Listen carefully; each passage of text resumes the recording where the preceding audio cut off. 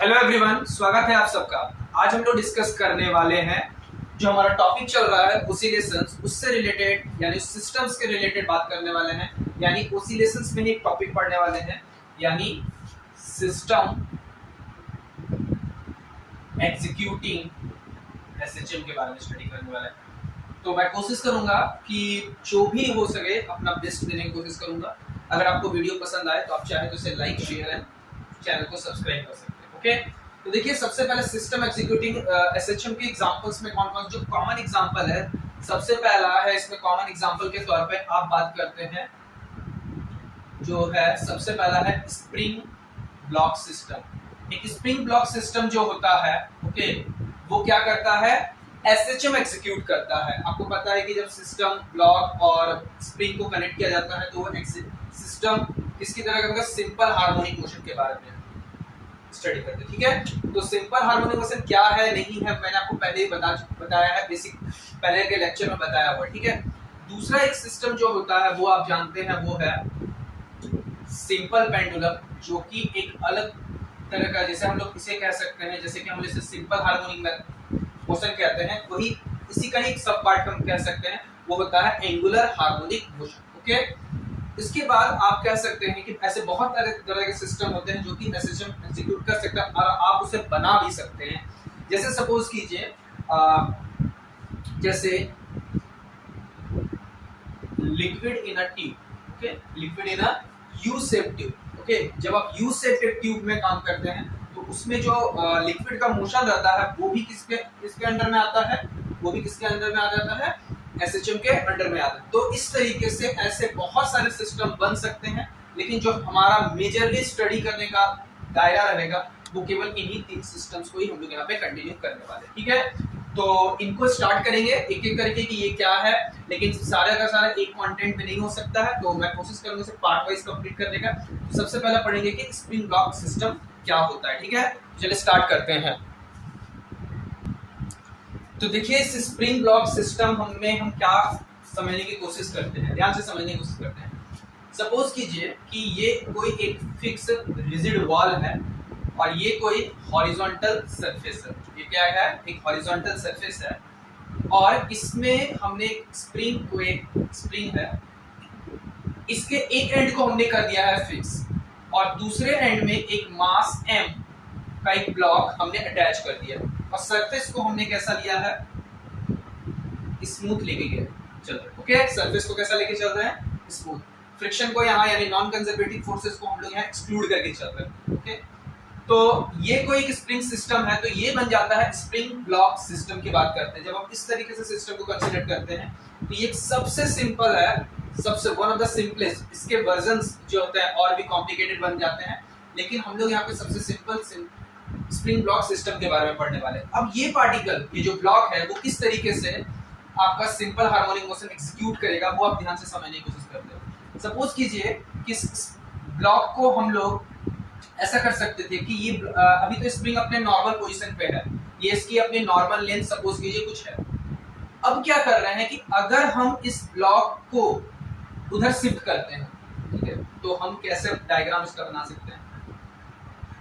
ये स्प्रिंग क्या हो जाएगा, स्ट्रेच हो जाएगा। स्प्रिंग क्या हो जाएगा, स्ट्रेच हो जाएगा। ओके, तो जब स्प्रिंग कितने डिस्टेंस से स्ट्रेच होगा तो आप कह सकते हैं ये इसकी नॉर्मल पोजीशन थी, ये इसकी नॉर्मल लेंथ थी, इससे ये x जो है वो एक्सटेंड हो गया। ओके, स्ट्रेच हो गया। तो जब ये स्ट्रेच होगा आगे की ओर तो ये स्प्रिंग इसको चाहेगा पीछे की ओर बैकवर्ड रिस्टोरिंग फोर्स लगाने की कोशिश, ताकि वो अपने ओरिजिनल पोजीशन पे आ जाए।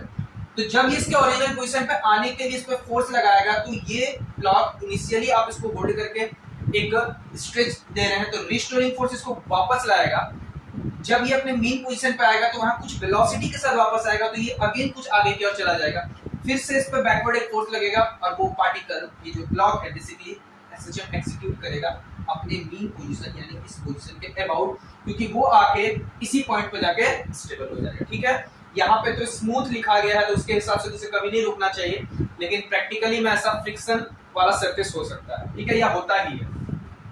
तो हम कह सकते हैं कि हमने इसे स्ट्रेच किया। ये कौन सी कंडीशन पे मैंने आपको दिखाया, स्ट्रेच कंडीशन पे दिखाया। लेकिन ऐसा हो सकता था कि इसे कोई स्प्रिंग को कंप्रेस भी कर सकता था। ओके, तो स्प्रिंग को यहां से ये कंप्रेस भी किया गया था। ओके, तो जब स्प्रिंग को कंप्रेस किया गया ये इसकी नॉर्मल पोजीशन है, यहां से ये फिर से x डिस्टेंस क्या हो गया, कंप्रेस हो गया। तो इस बार इधर कंप्रेस हुआ है तो इस पे रिस्टोरिंग फोर्स बीच उधर आगे की ओर लगेगा ताकि वो उसको ओरिजिनल पोजीशन पे ला देने की कोशिश करेगा। और इस पे क्या था कि अगर वो उधर जा रहा था तो रिस्टोरिंग फोर्स किधर लग रहा था, पीछे की ओर, ताकि वो अपोजिट। यानी कह सकते हैं कि जिधर भी, ठीक है, पार्टिकल डिस्प्लेस किया है, पार्टिकल आपका राइट साइड, यहाँ पार्टिकल कहने का मतलब क्या है, ब्लॉक है, ब्लॉक आपका राइट साइड डिस्प्लेस हुआ है तो फोर्स लेफ्टवर्ड है, ब्लॉक आपका लेफ्ट में डिस्प्लेस हुआ है तो फोर्स आपका किधर है, राइट साइड है, यानी both are in opposite direction. इसी कारण से हम लोग यहाँ पर दोनों के बीच में ऑपोजिट रिलेशन बन सकता है। और यहाँ पे एक बात काम की बात ये है कि जो फोर्स है, ठीक है, आपको पता है, मैंने आपको बताया भी है कि जो सिंपल हार्मोनिक मोशन होने के लिए कंडीशन क्या होना चाहिए कि फोर्स जो है वो डायरेक्टली प्रोपोर्शनल टू डिस्प्लेसमेंट होना चाहिए, यानी x के पावर में 1 होना चाहिए। ओके, तभी वो क्या कर सकता है, x के पावर में, स्पेशली मैंने बताया था कि 1 होता है तब उसे हम लोग सिंपल हार्मोनिक मोशन, अदरवाइज हम उसे ऑसिलेटरी मोशन के कैटेगरीज में डाल सकते हैं, ऑसिलेटरी ऑड पावर के लिए। ठीक है, ये मैंने आपको बताया था। तो f directly proportional to x, इस प्रोपोर्शनलिटी के सिंबल को हटाते हैं तो एक यहाँ पे कांस्टेंट यूज करेंगे, मैंने आपको पहले ही बताया है, F is equal to minus K X. K क्या है, के को हम लोग यहाँ कहते हैं स्टीफनेस कांस्टेंट के भी नाम से जानते हैं, स्टीफनेस कांस्टेंट।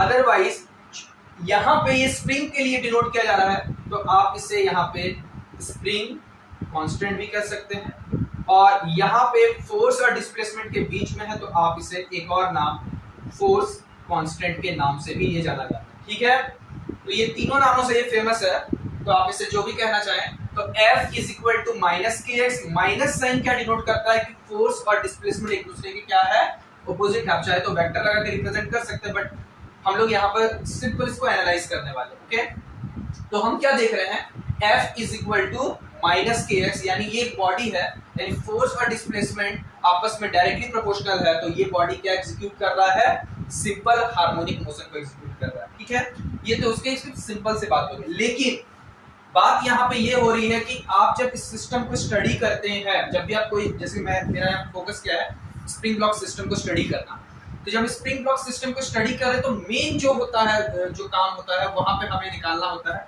इसका टाइम पीरियड। ओके, कि कितने टाइम पीरियड के साथ ये मूव कर रहा है। क्लियर है?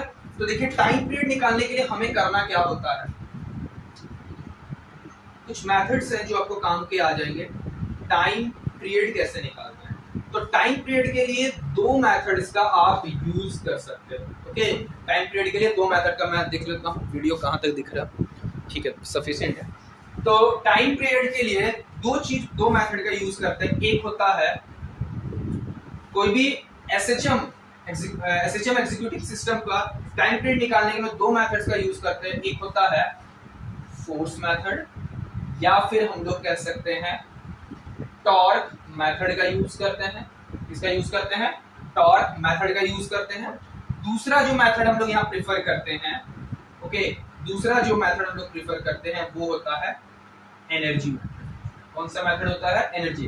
तो हम इन दो मेथड्स के मदद से, यहाँ पे जो मेथड 1 और मेथड 2 लिखा है, इन दो मेथड की मदद से किसी भी एसएचएम एग्जीक्यूटिव सिस्टम का आप टाइम पीरियड निकाल सकते हैं। ठीक है, तो हम एक एक करके समझेंगे कि हम कौन से मेथड को, यहाँ फोर्स मेथड और टॉर्क मेथड कैसे करके लगा सकते हैं। तो बेसिकली समझिए, टॉर्क मेथड से आपकी अंडरस्टैंडिंग बन गई होगी कि ये रोटेशन से रिलेटेड हो सकता है, और यहाँ पे कोई ये जो स्प्रिंग ब्लॉक सिस्टम है ये कोई रोटेशन का काम नहीं कर रहा है, इसीलिए हम लोग यहाँ टॉर्क मेथड तो लगा नहीं है, हम लोग यहाँ क्या लगाएंगे, फोर्स मेथड को लगा के हम लोग क्या फाइंड आउट करना चाहेंगे, टाइम पीरियड सिस्टम का। ठीक है, तो देखते हैं इस टाइम पीरियड को कैसे करके हम लोग निकालने की कोशिश करते हैं। आप चाहे तो इसका स्क्रीनशॉट ले सकते हैं। ओके, तो आप इससे स्क्रीनशॉट ले लीजिए। तो देखिए, यहाँ पे हम लोग पढ़ रहे हैं force method to find time period. ठीक है, फोर्स मेथड का यूज करके हम लोग किस तरीके से टाइम पीरियड को निकाल सकते हैं। तो सबसे पहला, जब भी आप फोर्स मेथड का यूज करेंगे, ठीक है, तो कुछ बेसिक बातों को आपको याद रखने की जरूरत है जो आप हर समय फोर्स मेथड में यूज करेंगे। सबसे पहला बात, स्टेप नंबर 1, कि आपको हमेशा, ठीक है, आपको हमेशा कि बॉडी का स्टेप नंबर 1 कि आप बॉडी का मीन पोजीशन फाइंड आउट करेंगे। ठीक है, सबसे पहले स्टेप नंबर 1 क्या होगा कि आप बॉडी का मीन पोजीशन फाइंड आउट करेंगे, जहां पे नेट फोर्स क्या लगेगा, नेट फोर्स 0। ठीक है, सेकेंड स्टेप में करना क्या होता है हमें, सेकेंड स्टेप में बॉडी को मीन पोजीशन से हमें कुछ डिस्टेंस डिस्प्लेसमेंट, ठीक है, मैंने आपको बताया कि डिस्प्लेसमेंट के भी अलग अलग डेफिनेशन हो सकते हैं। ओके, तो कुछ डिस्प्लेस हम उसको करते हैं। ठीक है, यानी दूसरा स्टेप जो आपको लिखना है, करना है क्या कि displace the body slightly away from mean position. ठीक है, slightly away from mean position. Okay, ये दूसरा मेथड, दूसरा स्टेप आपको यूज करना है। तीसरा क्या है कि उसमें हमें उस बॉडी पे जो मीन पोजीशन से कितना डिस्प्लेस हुआ उसके लिए हमें फाइंड द रिस्टोरिंग फोर्स, उस बॉडी पे कितना रिस्टोरिंग फोर्स लग रहा है उसको निकालेंगे। और जब रिस्टोरिंग फोर्स निकल जाएगा तो हम अपने आप स्टैंडर्ड फॉर्म्स का यूज करेंगे।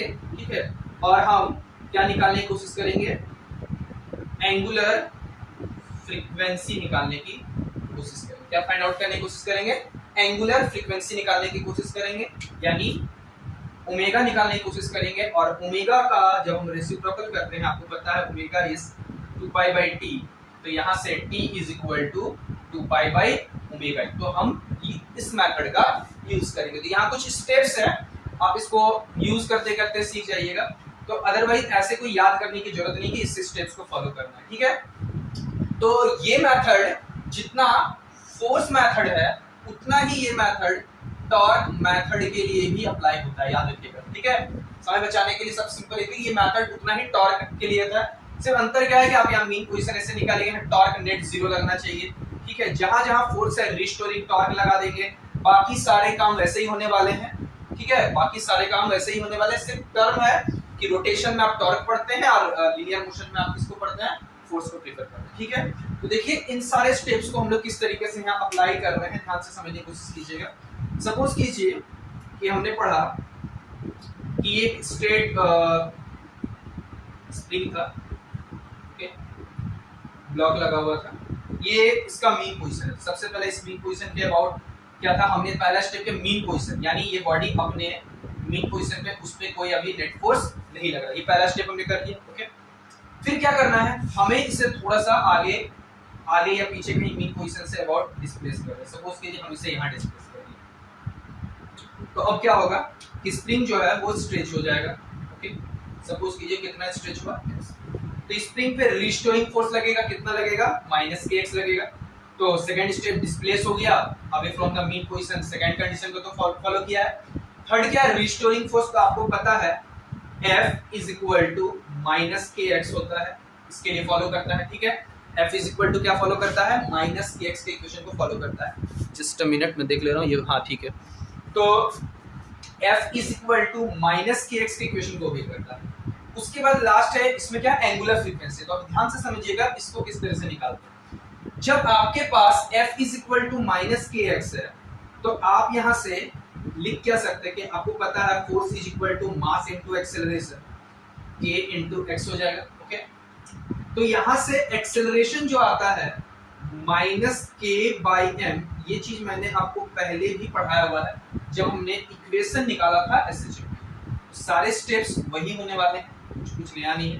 तो a is equal to -k/m into x। ठीक है, तो यहाँ पर k/m को हम लोग रिप्लेस करते हैं, किससे रिप्लेस करते हैं, आपको पता है ओमेगा स्क्वायर से रिप्लेस करते हैं, जहाँ ओमेगा स्क्वायर क्या होता है, k/m होता है। तो अगर हम यहाँ पे रिप्लेस करते हैं तो -ओमेगा स्क्वायर, ठीक है, ओमेगा स्क्वायर, यानी ओमेगा स्क्वायर, यानी सिंपल आप इतना याद रखिए कि अगर एक्सेलरेशन डिस्प्लेसमेंट के डायरेक्टली प्रोपोर्शनल आता है, एक्सेलरेशन डिस्प्लेसमेंट के डायरेक्टली प्रोपोर्शनल, तो जो नेगेटिव सिंबल के साथ जो टर्म आ रहा है वो एंगुलर फ्रीक्वेंसी का स्क्वायर है। ठीक है, ये आपको हमेशा अप्लाई करना पड़ेगा। a is equal to -omega square x, तो हमारा कितना ओमेगा कितना निकला, ध्यान से देखिए यहाँ पे लिखा ओमेगा कितना निकला है, √k/m। ओके, अब ओमेगा कितना होता है, देखिए चौथा स्टेप तो हो गया हमारा कि एंगुलर फ्रीक्वेंसी फाइंड आउट हो गया। तो तो ओमेगा के बाद हमें क्या करना होता है 2 pi by T root over K by M, तो t is equal to 2 pi root over m by K. क्या है 2 pi root over m by K, यानी हम इसे टाइम, यही है इस स्प्रिंग सिस्टम का टाइम पीरियड। क्या है टाइम पीरियड, जो कि आप देख सकते हैं यहाँ से जो पॉइंट आपको ध्यान में रखने वाली बात है कि जो टाइम पीरियड है 2 pi root over m by K है, वो mass of the block, mass of the spring नहीं, यहाँ पर मास ऑफ द स्प्रिंग नहीं है, ठीक है। और k क्या stiffness constant, force constant, spring constant, जो भी कहना है उस पे डिपेंड करता है, यानी t is equal to 2 pi root over m by K. इसी को हम लोग इस ऐसे भी लिख सकते हैं t बराबर 2 पाई बाई, इसको कह सकते हैं इनर्शियल मास, ठीक है, बाई स्टीफनेस कांस्टेंट। ओके, ये कॉमन टर्म हो गया स्टीफनेस कांस्टेंट के लिए भी हमें, यानी वो मास जो इनिशियल मास, जो उसका ओरिजिनल मास है, इंटरनल मास है, ठीक है, बाय स्टीफनेस कांस्टेंट हो जाता है। क्लियर है? तो ये इस मेथड का यूज जो हम लोग कर रहे हैं, इस मेथड को हम लोग क्या कहते हैं, फोर्स मेथड के नाम से जानते हैं, ठीक है। तो इसमें भी बहुत सारी बातें हैं, लेकिन हम दूसरे मेथड को भी समझेंगे, जिसका नाम क्या है, एनर्जी मेथड। तो आप चाहे तो इसका स्क्रीनशॉट ले सकते हैं। उसके बाद हम बढ़ते हैं अपने अगले मेथड की ओर। तो बढ़ते हैं अपने दूसरे मेथड, जिसका नाम है एनर्जी मेथड, ठीक है। तो ये एनर्जी मेथड क्या होता है, इसको समझने की कोशिश करते हैं। तो सबसे पहला मैं आपको बता देता हूँ कि वो जो फोर्स मेथड है, वो आप किसी भी तरह का जो सिंपल हार्मोनिक मोशन है, आप उसके लिए अप्लाई कर सकते हैं, ठीक है। आप लगा के देखेंगे हम लोग आगे किस तरीके से ऑपरेट कर सकते हैं। लेकिन एनर्जी मेथड यूज करना ज्यादा रिलायबल होता है, ज्यादा आसान लगता है, ठीक है। करना क्या होता है, स्टेप्स में फिर से मैं बताता हूँ इसके लिए। स्टेप नंबर 1 जो है, ठीक है, इसके लिए याद रखने वाली बात है। पहला स्टेप नंबर 1, सबसे पहला कि हम right the energy of the system, energy of the system कह सकते हैं। पूरे सिस्टम का हम लोग क्या फाइंड आउट करेंगे, एनर्जी लिखेंगे, ठीक है। यानी क्या लिखने की कोशिश करेंगे, सबसे पहला एनर्जी, ओके। और सिस्टम में एनर्जी किसके किसके टर्म में होगा, वेलोसिटी के टर्म में होगा और डिस्प्लेसमेंट के टर्म में होगा, अगर फोर्स की लीनियर मोशन की बात करते हैं, ठीक है। दूसरा है कि हम दूसरे स्टेप में करेंगे क्या, कि हम इसको टाइम के रेस्पेक्ट में क्या करेंगे, डिफरेंशिएट करेंगे। तो dE by dt क्या करेंगे, 0 करेंगे, ओके। सेकंड क्या करना है स्टेप, dE by dt को क्या करना है, 0 करना, ओके। और फोर्थ स्टेप में आपको क्या करना है कि जहां पे x है वहां पे आपको, ठीक है, सॉरी, जहां v है, v को किससे, dx by dt को हम किससे रिप्लेस करेंगे, v से रिप्लेस करेंगे। और जहां पे dv by dt है, यानी इसको आप किससे रिप्लेस करेंगे, एक्सेलरेशन से, ठीक है। बात समझिएगा कि velocity dx by dt, acceleration dv by dt से। अगर हम सिंपल बॉडी के स्ट्रेट पाथ में एसएचएम कर रहा है, ओके, लेकिन इसी को जब बॉडी रोटेट करके एसएचएम कर रहा है, यानी एंगुलर हार्मोनिक मोशन कर रहा है, तो आप वहां पे क्या करेंगे, सिंपल जानते हैं कि d थीटा बाई dt को आप किससे रिप्लेस कर सकते हैं, ओमेगा से रिप्लेस कर सकते हैं। और dv बाई dt को आप रिप्लेस कर सकते हैं d ओमेगा बाई dt को अल्फा से रिप्लेस कर सकते हैं। और आपको ये भी पता होना चाहिए कि इतने बड़े बड़े जो इंटीग्रेशन, ये जो डिफरेंशियल लिखे जाते हैं, इसको शॉर्ट में लिखने का तरीका क्या है कि अगर सिंगल डिफरेंशिएशन होता है तो उसमें x के ऊपर में हम लोग डॉट लगाते हैं। इसमें भी देखिए, इसको ऐसे लिख लेते हैं, बहुत बेटर लगेगा। a is equal to dv by dt है, तो एक v के ऊपर में सिंगल डॉट का मतलब होता है एक बार उसको टाइम के रेस्पेक्ट, डॉट का मतलब हमेशा होता है टाइम के रेस्पेक्ट में डिफरेंशिएट करना, ठीक है। उसी तरीके से अगर आपके पास ओमेगा है तो उसे आप थीटा डॉट भी लिखा जा सकता है। और आप अल्फा इज इक्वल टू क्या है, आपके पास d ओमेगा बाई dt है, ओके, तो आप इसे ओमेगा डॉट भी लिख सकते हैं, या फिर आप थीटा डॉट डबल डॉट भी लिख सकते हैं, क्योंकि एक बार डॉट नहीं डबल डिफरेंशिएशन हो जा रहा है, ठीक है। क्लियर है? तो आप इससे भी चाहे तो x डबल डॉट भी लिख सकते हैं। तो इस तरीके से रिप्रेजेंट किया जाता है, बट आप चाहे तो याद रख भी सकते हैं, नहीं भी रख सकते हैं, कोई जरूरत नहीं। और उसके बाद अगर आपको एक्सेलरेशन पता चल गया है, डिस्प्लेसमेंट, तो जो पहला वाला स्टेप कर रहे थे वहां से हम लोग क्या फाइंड आउट करेंगे, चौथा स्टेप में हम लोग क्या फिर से ओमेगा निकालेंगे, एंड देन ओमेगा के बाद टाइम निकालेंगे। क्लियर है? तो ये कुछ स्टेप्स फॉलो करेंगे और स्टेप्स की मदद से हम लोग क्या करने वाले हैं, किसी भी सिस्टम का क्या निकालने की कोशिश करेंगे, टाइम पीरियड निकालने की कोशिश करेंगे। तो देखिए चलते हैं इसे किस तरह से ऑपरेट करते हैं, ध्यान से समझने की कोशिश कीजिए। मैं यही निकाल लेता हूँ। सपोज कीजिए कि ये फिर से वही स्प्रिंग ब्लॉक सिस्टम लिया है। ओके, ये अपने अभी मेन पोजीशन पे है, इसे हमने क्या किया, डिस्प्लेस करवाया। ओके, किसी भी टाइम पे, और इसे छोड़ दिया तो किसी भी टाइम पे वो पीछे वापस आएगा, आने वाली बात है। तो किसी भी एक टाइम के पास उसके पास दो एनर्जी होगी, ठीक है। एनर्जी जो टोटल एनर्जी बनेगी, एक एनर्जी होगी काइनेटिक एनर्जी और एक क्या होगी इसके पास, पोटेंशियल एनर्जी। तो काइनेटिक एनर्जी जो होगा उसके पास आप जानते हैं किसी भी अगर वेलोसिटी v है तो हाफ mv², और चूंकि सिस्टम के पास पोटेंशियल एनर्जी है, स्प्रिंग ब्लॉक सिस्टम है, तो पिछले वीडियो में मैंने आपको बताया था कैसे करके वो हाफ kx², जहाँ v क्या है, इंस्टेंटेनियस वेलोसिटी है, x क्या है, इंस्टेंटेनियस पोजीशन है with respect to time. Okay, ये दोनों ही टाइम के फंक्शन है। ये एनर्जी अगर वेलोसिटी और डिस्प्लेसमेंट का फंक्शन है तो वेलोसिटी और डिस्प्लेसमेंट दोनों ही ऑलरेडी टाइम के फंक्शन है। ओके, यहाँ तो पहला स्टेप हमारा कंप्लीट हो जाता है, ठीक है, कि एनर्जी हमने निकाल लिया, E equal half mv² plus half kx²। Clear है। अब हमें करना क्या था कि हमने क्या बोला था, dE/dt करना है। चलिए करते हैं, dE/dt को हम लोग क्या करते हैं, जीरो करते हैं। तो पता है इससे हम लोग टाइम के रिस्पेक्ट में डिफरेंशिएट करते हैं, तो ये हो जाएगा m 2v हो जाएगा, और यहाँ पे आपका 2 था already, 2v dV/dt plus 1/2 kx 2x dx/dt क्या हो जाएगा, 0 हो जाएगा। तो आप यहाँ से देख सकते हैं 2 और 2 ऐसे भी कैंसिल आउट हो गया है। तो m v dx/dt, देखिए ध्यान से, dv/dt है, dv/dt को हमने किससे रिप्लेस किया, एक्सेलरेशन के साथ। ओके, और यहाँ से हाफ kx dx/dt को v से, dx/dt को किससे रिप्लेस किया है, v से।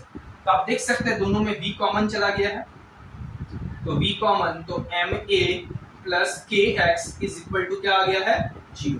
तो यहाँ से v, तो आइदर v 0 और आइदर ये 0, तो v तो 0 हो नहीं सकता किसी भी इंस्टेंट में, वेलोसिटी 0 हो सकता है, लेकिन ये एट एनी इंस्टेंट, इसलिए हमने उसे वेलोसिटी को 0 नहीं कर, डेफिनेटली ये content must be equal to 0। Okay, तो देख ले रहा हूँ यहाँ तक आपको दिख रहा है कि नहीं दिख रहा है, ठीक है, थोड़ा सा टेढ़ा लिखा जा रहा है, बट देखते हैं। तो VMA plus KX is equal to 0, तो इसे हम लोग क्या करते हैं, MA plus KX is equal to 0, तो आप देख सकते हैं माइनस KX, तो MA is equal to minus KX, देखिए आपका फिर से वही फॉर्म आ गया ना जो मैंने पिछले अभी फोर्स मेथड में पढ़ा। तो A is equal to minus K/m into x, फिर से हम इसे किससे रिप्लेस करेंगे, ओमेगा से रिप्लेस करेंगे, तो यानी आपका A is equal to minus ओमेगा², ओमेगा का वैल्यू क्या आ जाएगा, √K/m, और यहाँ से टाइम पीरियड कितना आ जाएगा आपका, 2π√K/m, ठीक है। कुछ गड़बड़ यहाँ तक तो सही है, ठीक है। चलिए देखिए यहाँ पे, तो हम लोग क्या लिख रहे हैं, यहाँ से आप क्या देख रहे हैं, यहाँ से ओमेगा² इज इक्वल टू कितना आ गया है, ओमेगा² कितना आ गया है, K/m, और यहाँ से 2π/√2π/√, क्या हो जाएगा, m/k, क्योंकि हम इसे जब उल्टा करेंगे तो यही आएगा, ठीक है।